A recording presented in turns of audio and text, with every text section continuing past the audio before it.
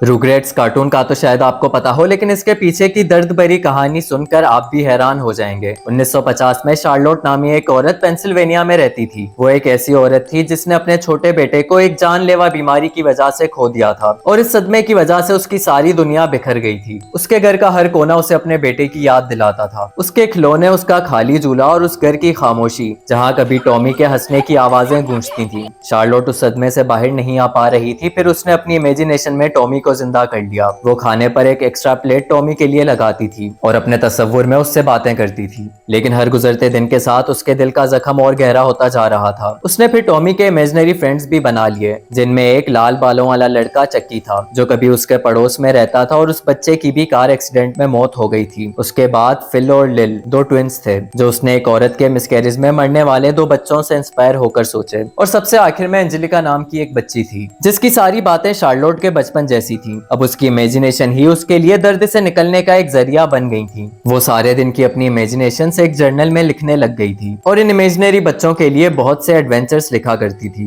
Charlotte की दिली ख्वाहिश थी कि ये जो कुछ सोचती है उस सबको अपनी आंखों से देख सके। उन बच्चों को कभी हंसता देखे, कभी सरगोशी करते हुए सुने और कभी उन्हें नाराज होते हुए देखे। काफी साल बाद जब शार्लोट मर जाती है और उसका जर्नल स्टेट सेल की ऑक्शन के दौरान एक स्क्रीन राइटर के हाथ लगता है जो उसका जर्नल पढ़कर इतना इंस्पायर होता है कि शार्लोट की इमेजिनेशंस को एक कार्टून रुग्रेट्स की शक्ल में प्रोड्यूस करता है। लेकिन उस कार्टून को अगर आप आज भी देखें तो उससे एक सैड वाइब आती है। इस कार्टून के ह्यूमर में भी कहीं ना कहीं उदासी फील होती है। कुछ लोगों का मानना है कि शार्लोट ने उस जर्नल में जो कैरेक्टर्स लिखे थे वो इमेजिनरी नहीं हो सकते और कुछ लोगों का मानना है कि उसकी इमेजिनेशन इतनी पावरफुल थी कि शार्लोट के मरने के बाद भी उसकी इमेजिनेशंस आज भी रुग्रेट्स की शक्ल में जिंदा हैं।